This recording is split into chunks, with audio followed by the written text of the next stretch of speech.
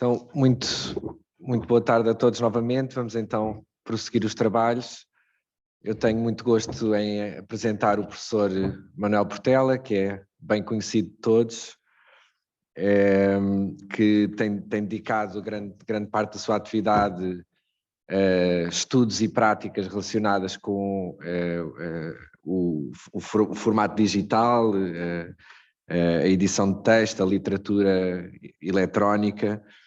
É professor do Departamento de Línguas e Literaturas e Culturas da Faculdade de Letras da Universidade de Coimbra, investigador do Centro de Literatura Portuguesa e coordenador do Programa de Doutoramento em Materialidades da Literatura, autor de O Comércio da Literatura, 2003, Scripting Reading Motions, 2013, Literary Simulation and the Digital Humanities, Reading, Editing, Writing, 2022, neste momento no Prelo. Coordena com António Rito Silva o Arquivo LDD, Arquivo Digital Colaborativo do Livro do Desassossego, e vai hoje falar-nos precisamente deste projeto, sob o título Editar, Reeditar, Deseditar, Brincar às Edições no Arquivo LDD. Sem mais demora, passo-lhe a palavra. Muito obrigado. Quero agradecer a apresentação ao Pedro Sepúlveda, quero cumprimentar também todos os presentes e todos os que estão a assistir via remota. Agradecer também à Comissão Organizadora, em particular à doutora Sandra Boto, pelo convite para estar aqui. É muito grato poder ouvir um conjunto de colegas que trabalham sobre os problemas da edição em vários contextos, incluindo também a questão da edição digital e o modo como podemos imaginar a edição digital a partir de práticas seculares. E quando recebi o convite, pareceu-me que seria interessante falar sobre um aspecto muito particular do projeto que eu desenvolvi, que é a possibilidade de se fazerem edições, entre aspas. E este brincar às edições é uma alusão a uma funcionalidade que está no nosso arquivo LDD, que é a função de edição virtual. Eu vou partilhar aqui uns slides, deixem-me só ver se já os tenho aqui visíveis. Ora, estão aqui.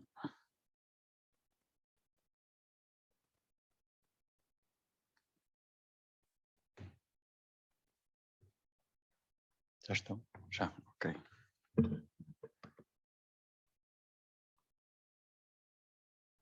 Ok.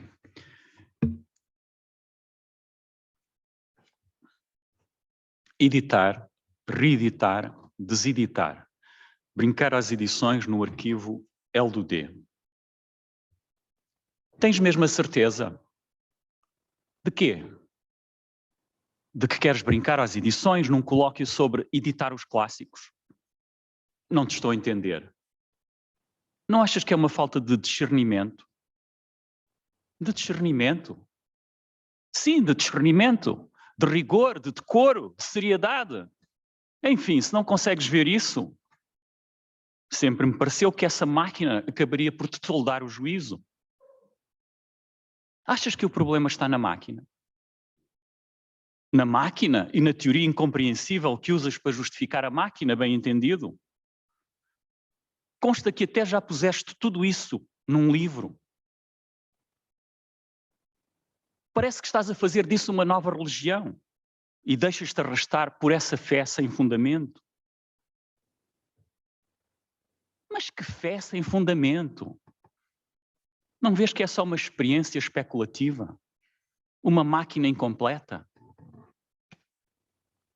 Uma máquina incompleta? Sim, incompleta em dois sentidos diferentes. Claro, menos do que isso era simples demais. Por um lado, é incompleta porque depende das interações com os sujeitos constituídos pelo seu discurso e pelas suas funcionalidades, mantendo-se aberta à turbulência gerada por novos atos de leitura, escrita e edição. Por outro lado, é incompleta porque a incompletude textual e a incompletude computacional são a encarnação da sua lógica simulatória. A encarnação da sua lógica simulatória. Parece-me um exercício inconsequente, assenta em metáforas duvidosas e modelos obscuros, no limite quase ininteligível. A minha intenção é ver o que é possível fazer quando exploramos a textualidade para além da dimensão representacional. E é isso que te referes com meta-edição? Não. A meta-edição seria ainda a dimensão representacional. Esta máquina está expressa na lógica que permite observar uma nova... Desculpem. A meta-edição seria ainda uma dimensão representacional. Está expressa na lógica que permite observar uma nova transcrição dos autógrafos, contrapondo-os aos facsímiles digitais. Está expressa também na transcrição das 4 edições selecionadas para representar 4 hipóteses historicamente concretizadas de organização textual. Essa representação das 5 versões seria então o que queres dizer com editar e reeditar? De certo modo, sim, mas não apenas, ou não exatamente. A meta-edição contém uma representação da forma concreta de várias edições, do micronível da transcrição ao macronível da seleção e organização textual interna e externa a cada fragmento. No entanto, ela obedece a um princípio diferente, já que o seu objetivo não é reeditar, no sentido de melhorar uma edição anterior, mas antes de dar a ver a multiplicação das formas do texto. E o que esperas com essa suspensão do juízo crítico? Espero que o processo de edição se torne observável enquanto processo. O texto editado não seria apenas uma instância específica da forma textual, mas uma constelação de ações que coloca as formas do texto numa dinâmica relacional. Essa dinâmica inclui quer as formas documentadas no arquivo histórico, quer a potencialidade que dá origem a novas formas. Abdicas, portanto, da finitude e da identidade do texto em favor da dispersão e da multiplicação? Não abdico da identidade, na medida em que cada instância do texto codificada no sistema tem a sua forma própria. Mas abdico da auto-identidade, isto é, da ideia de que uma forma seja idêntica a todas as outras e possa subsumir todas as outras. E é esse o modelo que tu tens para oferecer à edição dos clássicos da literatura portuguesa? Uma multiplicação babilónica de versões? Um relativismo caótico de proliferação textual? Não estou a dizer que o modelo seja generalizável. Já te expliquei que era apenas uma experiência especulativa, com a socialização e a computabilidade textual. O modelo nasceu desta hipótese.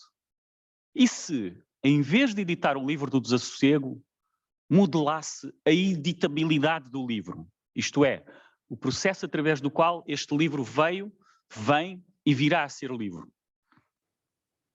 Modelar a editabilidade do livro? Achas mesmo que o caminho dos clássicos em direção a uma sociedade mais justa passa por essas abstrações incompreensíveis? Creio que não é assim tão incompreensível. Tens de pensar na relação entre editar, reeditar e deseditar. Mais um dos teus palavrões. Deseditar. O que queres dizer com isso? Bom, a palavra não é minha, tem pelo menos 40 anos. De certo modo, qualquer nova edição crítica pressupõe operações de desedição, isto é, de desmontagem de uma determinada forma do texto para recuperar a origem de formas textuais específicas no arquivo de criação e transmissão da obra. Manuscritos ou datiloscritos, autógrafos, primeira edição, sucessivas edições, etc. Um editor também pratica engenharia invertida. Bom, mas a meta-edição no arquivo LDD consiste na agregação de um conjunto de edições e não num conjunto de desedições. Vejo que ainda não compreendeste as implicações da dinâmica entre arquivo e edição que tento explicar desde 2011. A possibilidade de passarmos de uma representação dos documentos autógrafos para 5 transcrições e edições distintas, dá expressão à possibilidade de deseditar o texto. Deseditar é um modo de encenar esse movimento de regresso ao arquivo. Para que a processualidade do ato editorial se torne materialmente perceptível, é necessário que a desedição se torne experienciável. Na verdade, as 4 edições representadas no arquivo L2D foram desmontadas e consteladas radialmente, não apenas entre si, mas também na relação com as unidades documentais criadas pela catalogação da Biblioteca Nacional. É como se fosse possível refazer a seleção e montagem que resultou naquelas formas particulares do livro do desassossego. E é então a isso que chamas brincar às edições? De certo modo, sim, mas esse seria apenas o jogo dos peritos. O jogo dos peritos? Sim, o jogo para quem consegue ter uma visão global do corpus e dos infindáveis problemas textuais. Aqueles que passaram muitos anos à luz da candeia. À luz da candeia? Sim, gostam de catar inscrições nos papéis e nas imagens digitais pela noite dentro. Acreditam convictamente na reconstrução da positividade da inscrição, na sua fixação rigorosa e invariável. E tu, claro, deitas-te cedo e não acreditas nisso. Tens uma paixão por mutações, perspectivas e posições. Legos e patos. Não diria tanto. Mas interessa-me mais o jogo. Logos e ludos. E tens licença ou financias jogo clandestino? Clandestino é que não é. Está à vista de todos. E também não é preciso pagar, a não ser o acesso à internet. De resto, é ciência aberta em estado puro. Referes-te às edições virtuais? Parece que afinal conheces bem o sistema. Tanta hostilidade só poderia ser retórica. Bom, já me registrei, mas não sei se consigo cumprir o intrincado código de conduta. São regras a mais. Todos os jogos têm regras. Além disso, é um jogo novo. Um jogo novo. Sim, ou já viste isto em algum lado? A virtualização programática do ato editorial, através de um mecanismo que tenta reconduzir a atualidade das inscrições editoriais à sua potencialidade. Então é essa virtualização que chamas brincar? Sim, é sobretudo essa. É nessa modulação do ato editorial que a performatividade da ação se torna explícita. O que são então as edições virtuais? As edições virtuais são hipóteses de montagem do livro. Quaisquer agregações parciais ou globais de um determinado conjunto de textos.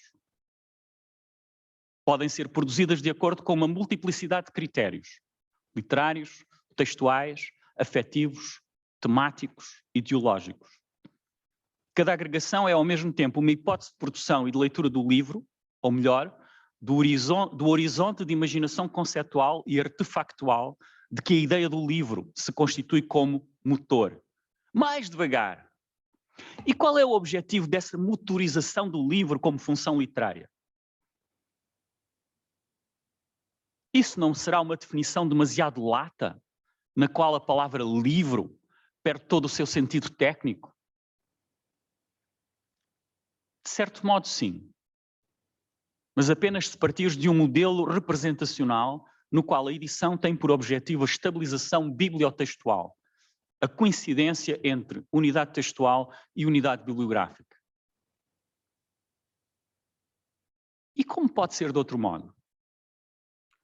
Podes redefinir a editabilidade como um processo modelável e construir um conjunto de condições técnicas que simulem esse processo. Neste caso, o livro emerge como virtualidade a partir de um conjunto de ações, tais como escrever, ler e editar. Deves estar a brincar comigo. Acho que essa maldita máquina te subiu à cabeça. Vou mostrar-te exemplos de edições virtuais e depois dir-me-ás se a minha descrição é adequada. Acho bem que te expliques. Não podes enviar título e resumo às organizadoras do encontro e depois seres inconsequente. Comece pelas edições automáticas. Edições automáticas? Sim, edições feitas por 2 processos algorítmicos. Quer dizer que a máquina também brinca? Claro! Brinca a máquina, brincam os peritos, brincam os leigos.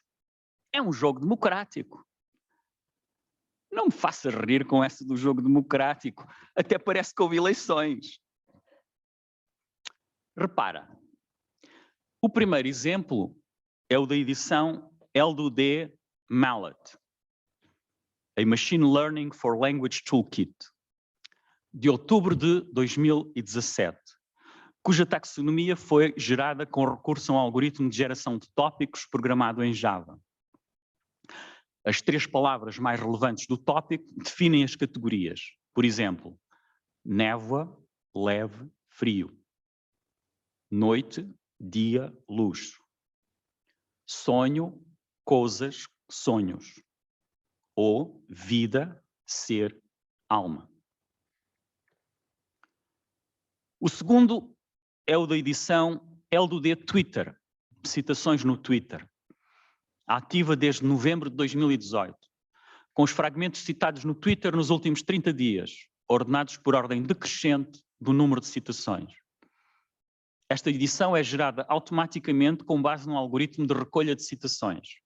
Hoje, 26 de novembro de 2021, esta edição é constituída por 65 fragmentos citados entre 26 de outubro e 25 de novembro.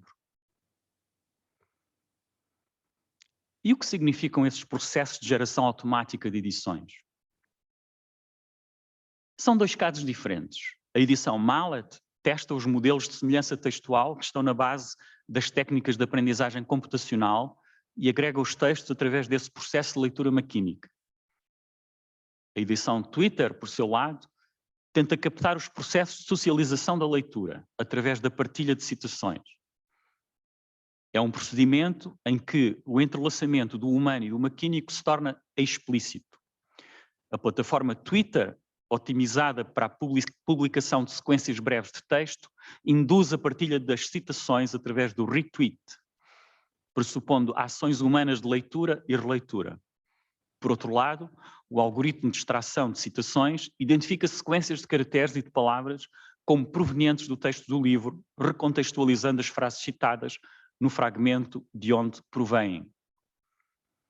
A ligação gerada pelo software permite navegar em 2 direções distintas.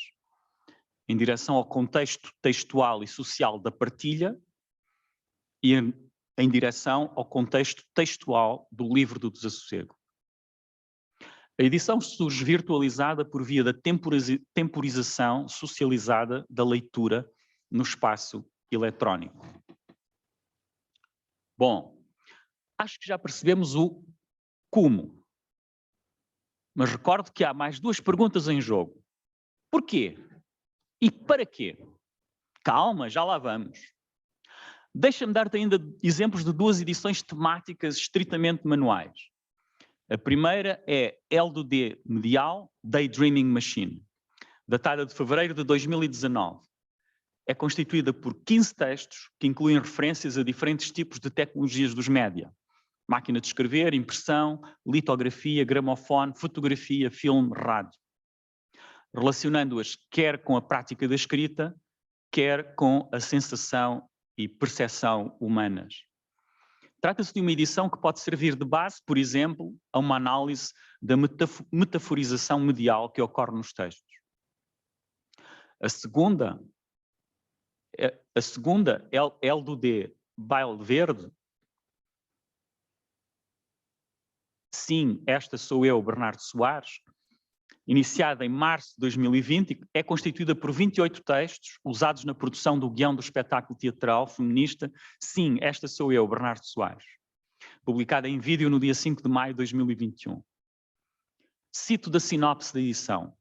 Os fragmentos escolhidos foram coletados a partir da edição de Richard Zenit e sequencialmente organizados e decupados de modo a constituir o diálogo das 3 vozes femininas que respondem de dentro do texto à misógina Soares. os trechos utilizados estão anotados com o nome das respectivas atrizes. Inês, inquieta; Cristina, reativa; Célia, artística; Eduarda, misógina, com as respectivas orientações de ensaio e as hiperligações para o resultado final em vídeo. Vamos ver se eu consigo agora mostrar a apresentação desta edição.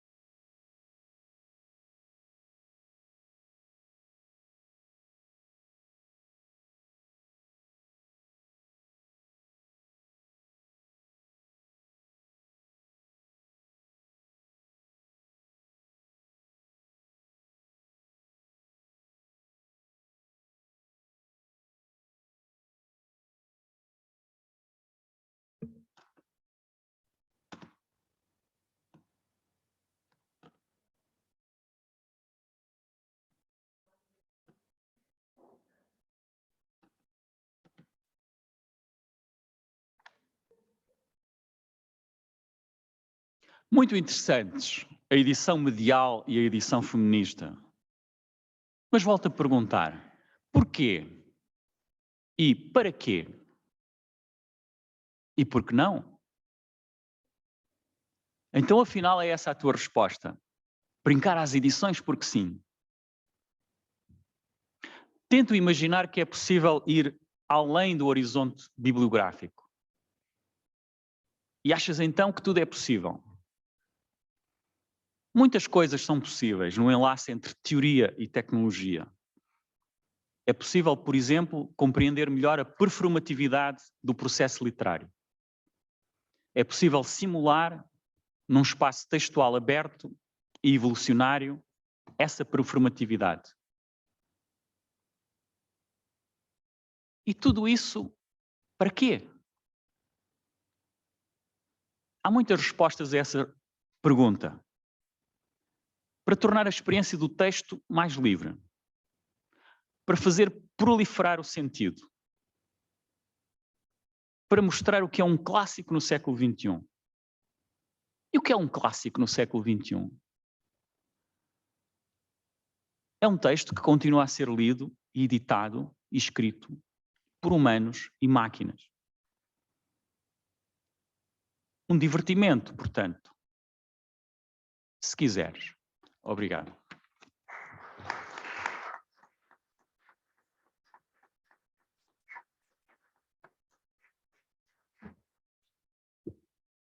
Muito obrigado, professor Manuel Portela, por esta performance sobre a brincadeira da edição e da desedição e que nos animou muito a tarde, evidentemente, e passo então a palavra a quem queira intervir. Está aberto o espaço para perguntas.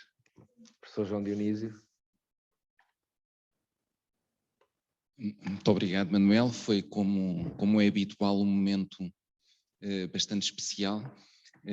Notei, entre outras coisas, a expansão de vários momentos dialógicos preliminares noutras intervenções tuas que invadiram a totalidade da contribuição. A minha opinião é que aquilo que acabámos de ouvir poderia e deveria gerar por si só um momento de amplo debate e, portanto, eu, sem querer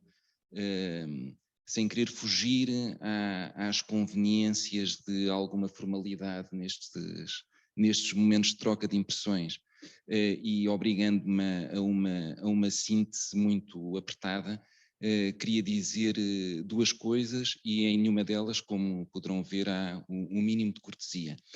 A primeira, eu penso que o Manuel Portela sabe disso, é que eu tenho uma imensa admiração pelo trabalho que ele e a equipa dele têm estado a realizar e com certeza vão continuar a realizar. E, em parte, aquilo em que acredito pode ser bem exemplificado pela minha reação de admiração, mas não só de admiração àquilo que acabamos de ouvir e, sobretudo, à maneira como o projeto LDUD tem vindo a ser concretizado. E se me permitem uma analogia muito trivial, é semelhante à experiência de alguém que está a fazer um passeio e vai vendo as montras, e na montra vê qualquer coisa que é absolutamente extraordinária e acha maravilhosa, mas não para levar para casa. Isto é, e qual é a relação? A relação é esta. Aquilo que o Manuel Portela tem feito é o exemplo máximo, e ele assume isso em parte do diálogo, e eu revejo-me várias vezes na figura do chato, que é o interlocutor dele, que é uma experimentação especulativa. Ora, isto tem marcas pessoais que são absolutamente intransmissíveis. E não está, acho eu, no espírito dele, que isto se transforme num modelo. Mas isto também mostra a riqueza do campo. A riqueza do campo mostra: encontrem as formas próprias de entender a atividade editorial, potenciem em relação aos vossos objetos de interesse e mostrem. E foi aquilo que acabámos de ouvir. A um outro nível, que e este foi um dos modos iniciais da comunicação, a um outro nível, e enquanto mote, aquilo que ouvimos foi: trata-se de modelizar a editabilidade, que depois provocava o quê? E continuava. Um dos aspectos que eu acho mais fascinantes, mas também é um dos aspectos porque eu gosto de ver na montra, mas eu, enquanto sujeito, não levo para casa, é que o modo como o arquivo do LUD e o Manuel Portela defendem a modelização da editabilidade, fazem esse modo, retira da equação da editabilidade uma coisa que para mim, enquanto editor, é fundamental. Porque o Manuel, como ele demonstrou cabalmente aqui, ultrapassou o paradigma representacional e isso deixou de ser aquilo que mais lhe interessa. E eu continuo a ser um bocadinho conservador e a acreditar nas virtualidades do paradigma representacional. Não são alternativas, são visões complementares e o que é para mim fascinante é ver como alguns crentes no paradigma representacional se deixam convencer completamente por quem defende o paradigma simulatório. E isso eu acho um dos conseguimentos extraordinários do projeto que tem sido fomentado por ele. E era isso que eu queria dizer.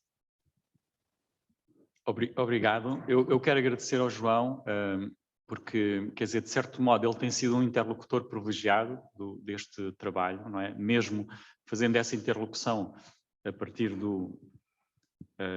digamos, de alguém que não compra o que está na montra, mas essa interlocução tem sido muito interessante, não é? Desde uma apresentação inicial que eu fiz já talvez em 2016 ou 2017, quando o projeto estava ainda em construção no curso de Crítica Textual da Faculdade de Letras da Universidade de Lisboa, e ao longo dos anos tenho percebido, não é, que o João Dionísio tem acompanhado com muito interesse o projeto. Aliás, ele foi uma das primeiras pessoas a escrever num artigo que publicou no ano, penso que saiu já este ano, ou no final do ano passado, sobre a questão das edições virtuais e as limitações que são colocadas às edições virtuais.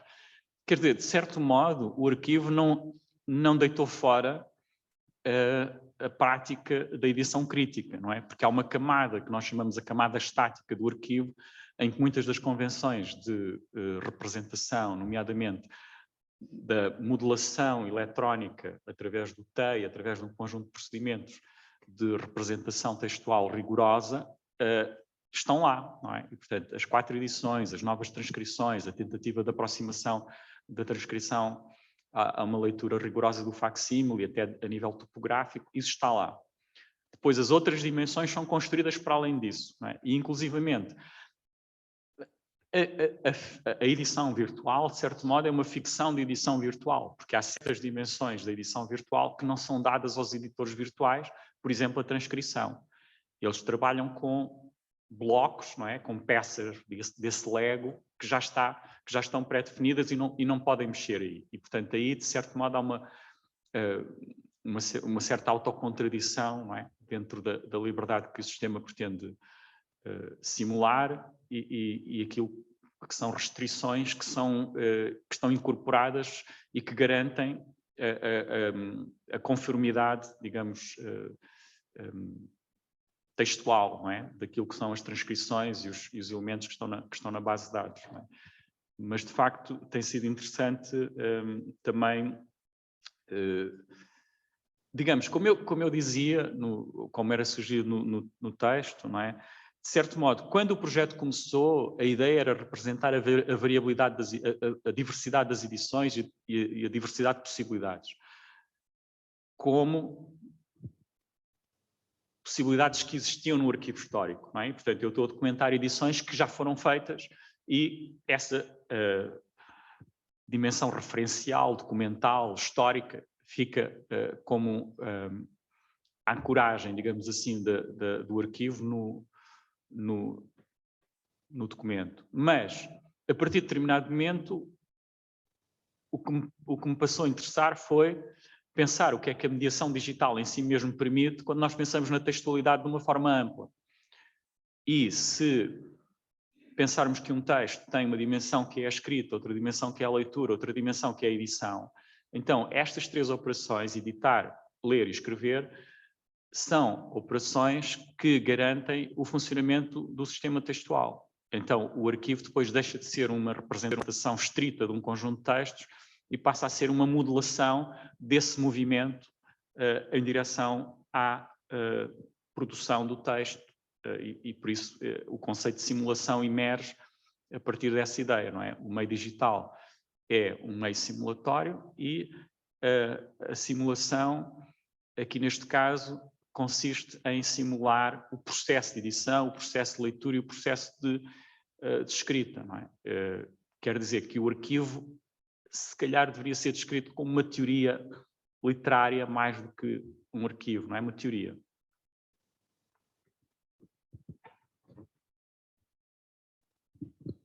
Bem, eu, além de agradecer a intervenção do Manuel Portela, queria fazer uma pergunta dirigida ao para quem, perguntando se o Manuel tem alguma notícia, feedback, acerca da utilização do arquivo. Quem tem utilizado, para quê? Eu tenho curiosidade em saber. Nós temos, digamos, há vários tipos de utilização, não é? Uma das questões que o arquivo coloca é que a utilização das funções virtuais, não é? Mesmo que ela esteja modelada em alguns princípios de jogo, implica sempre algum esforço de aprendizagem. Nós fizemos vários tutoriais em vídeo que estão na plataforma e que permitem uma aproximação a pouco e pouco a essas funcionalidades e à utilização das ferramentas. Em geral, a utilização dessas ferramentas tem sido feita em dois contextos, ou em contextos de oficinas promovidas pela própria equipa, ou através de professores, nomeadamente que trabalham em estudos pessoanos ou trabalham em estudos editoriais, que têm experimentado a utilização daquelas ferramentas. Utilizações mais individuais, temos também alguns casos, por exemplo, como este caso da encenação teatral e também para uma outra performance, também para alguns trabalhos individuais, de utilizações mais de apropriação para construir um roteiro ou para construir uma sequência de textos que depois sirvam de base a um espetáculo, a uma performance, e, portanto, uma apropriação mais orientada para esse tipo de uso. Agora, de uma forma geral, há muitos utilizadores que são simplesmente leitores do arquivo, não é? Na estatística de utilização entre dezembro de 2017, que foi a data em que nós lançámos o arquivo, e talvez junho de 2021, portanto cerca de 3 anos e meio, mais ou menos, tínhamos 35 mil utilizadores de todo o mundo, com uma incidência bastante grande, portanto, utilizadores diferentes, não é? Com uma incidência bastante grande no Brasil, Portugal, também Estados Unidos, vários pontos da Europa, mas também alguns utilizadores espalhados por África, pela Ásia. Portanto, o arquivo tem sido utilizado como espaço de leitura, mas estas funções dinâmicas menos ainda, não é? Porque elas pressupõem uma aprendizagem e um contexto onde essa aprendizagem ocorre.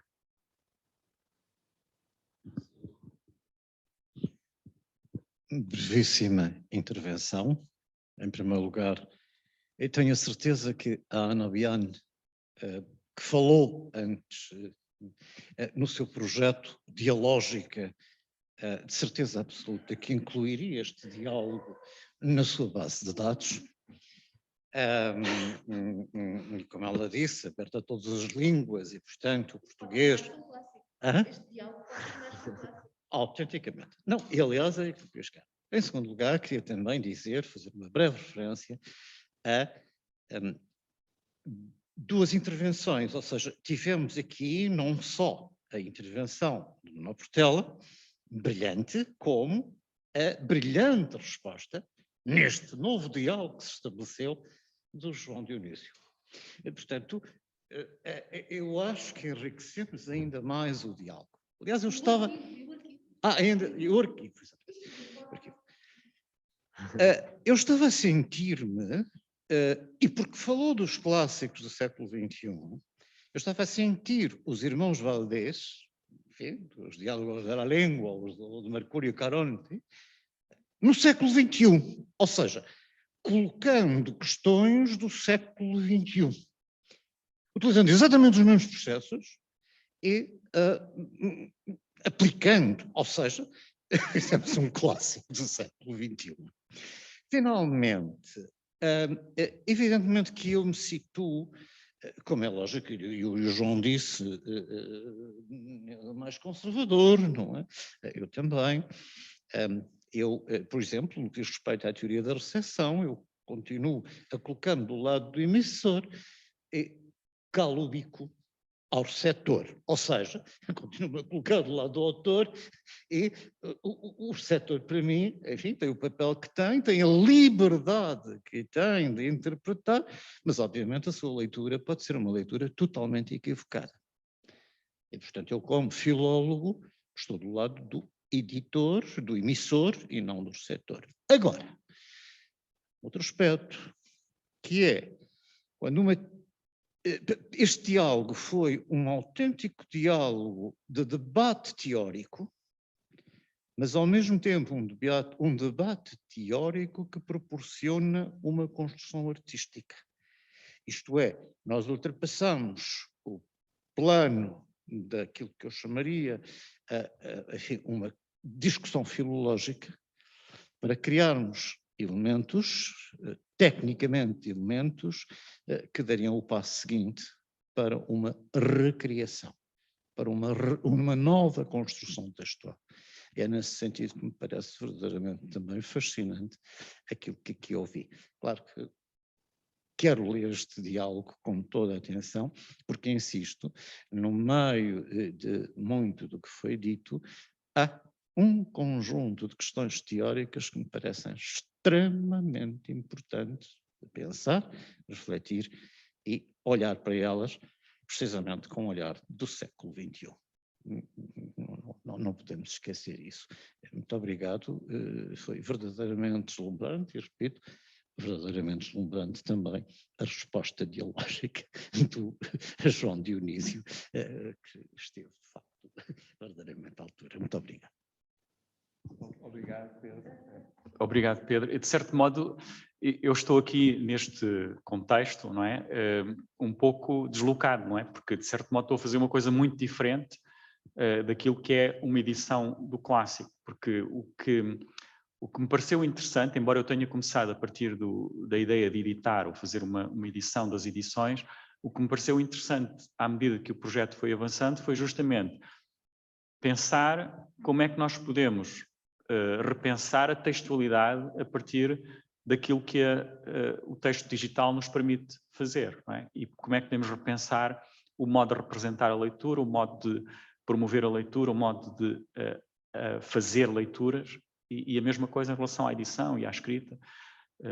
Quero dizer que há de facto aqui uma dimensão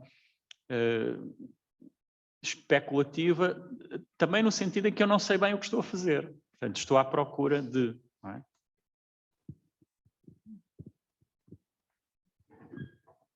Boa tarde.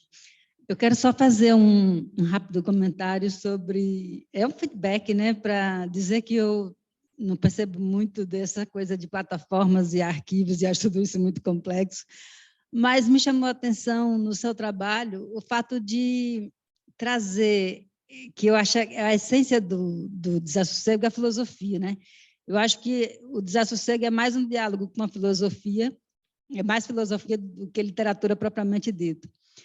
E eu achei interessante que no seu trabalho você traz também essa essência da filosofia, que é o diálogo socrático, né? Então, assim como Sócrates ensina, discute questões sérias por meio do diálogo que parece uma conversa, o senhor traz também esse aspecto filosófico. Isso é intencional ou é por acaso? Porque eu vi muito da essência do filósofo aí também no seu trabalho.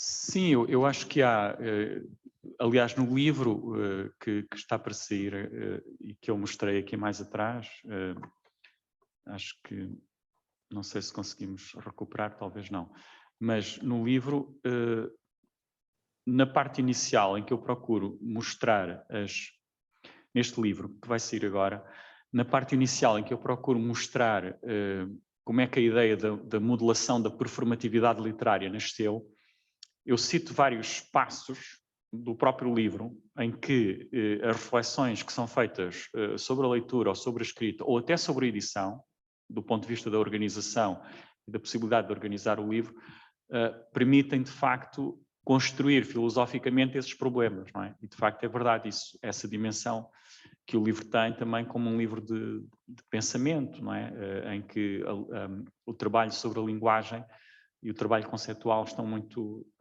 ligados, não é? Agora, a questão dos diálogos, como o João Dionísio referiu,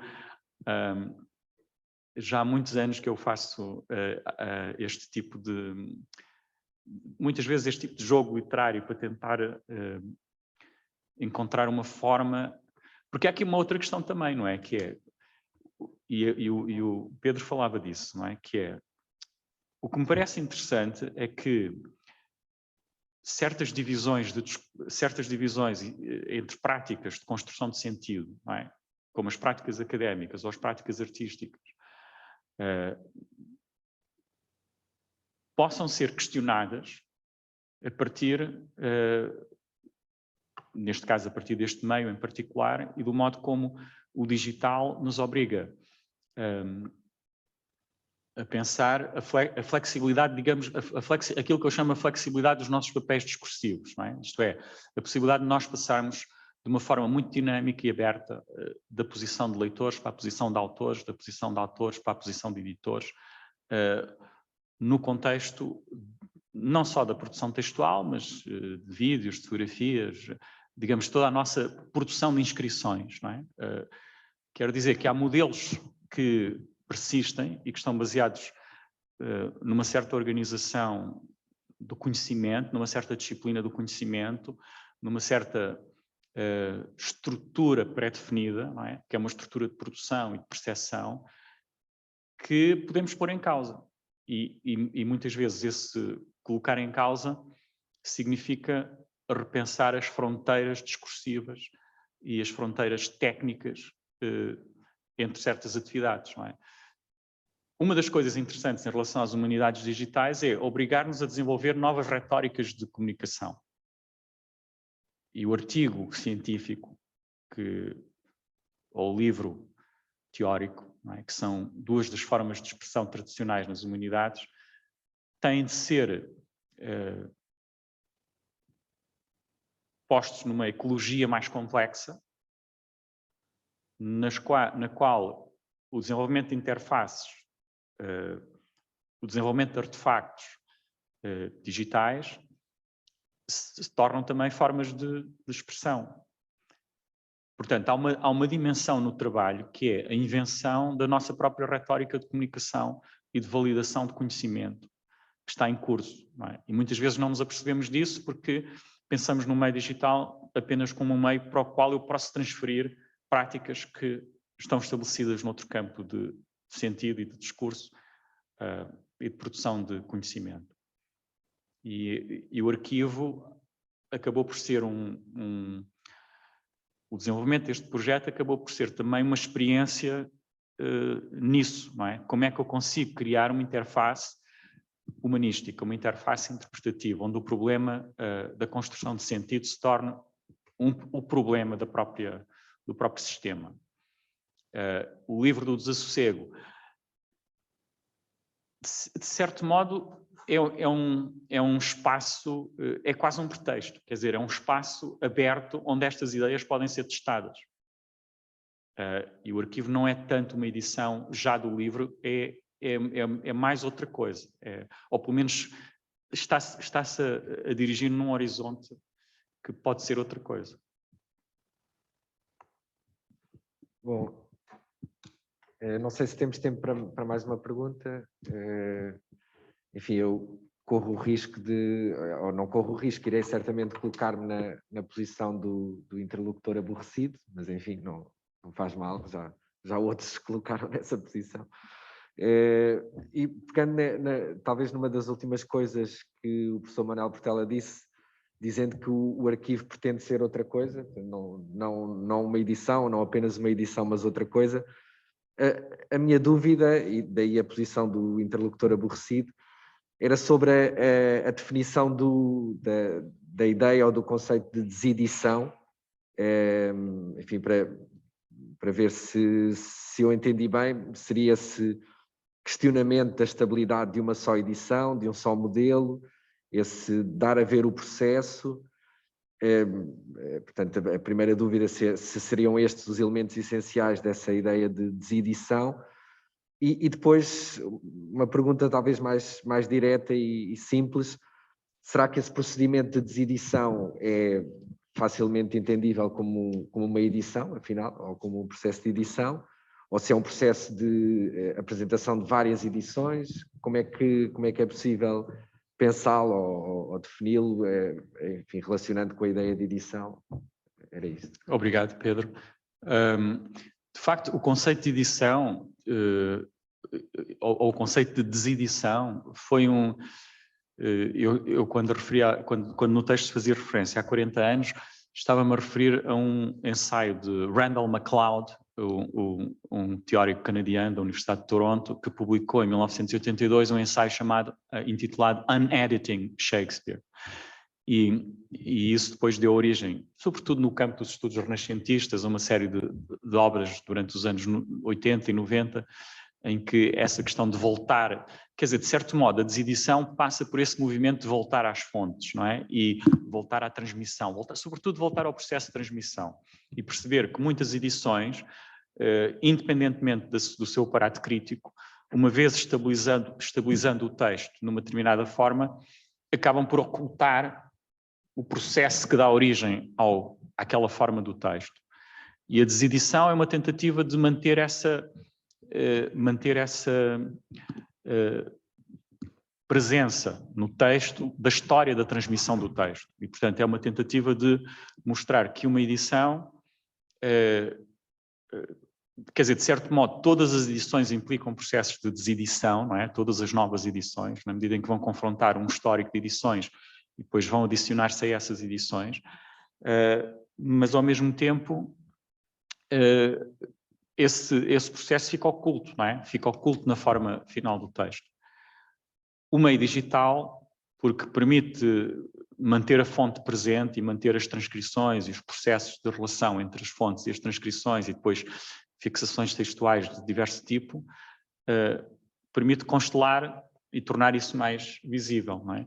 É claro que, de um ponto de vista de um leitor, não é? E estamos aqui a falar também do ponto de vista dos leitores, que querem ter uma forma do texto e precisam de ter uma forma do texto, isso se calhar não é importante, não é? Porque é informação a mais, não é?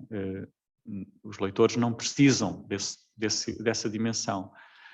Mas, do ponto de vista de uma consciência crítica do texto, acho que não é informação a mais, não é? Acho que é necessário perceber que a instabilidade textual não é eliminável.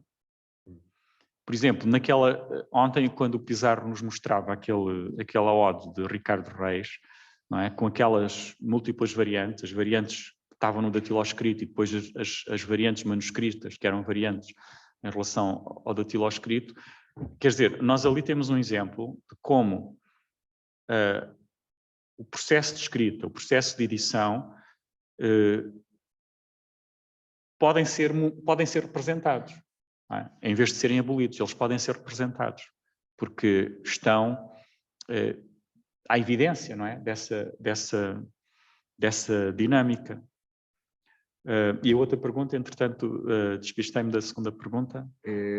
Se esse processo de desedição seria uma edição, ou se seria várias edições? Eu acho que é uma edição radial, digamos. É uma edição em que a história da transmissão, a história das edições, não desaparece numa forma do texto. Ela permanece, nem que seja como um fantasma, permanece acessível. Muito bem.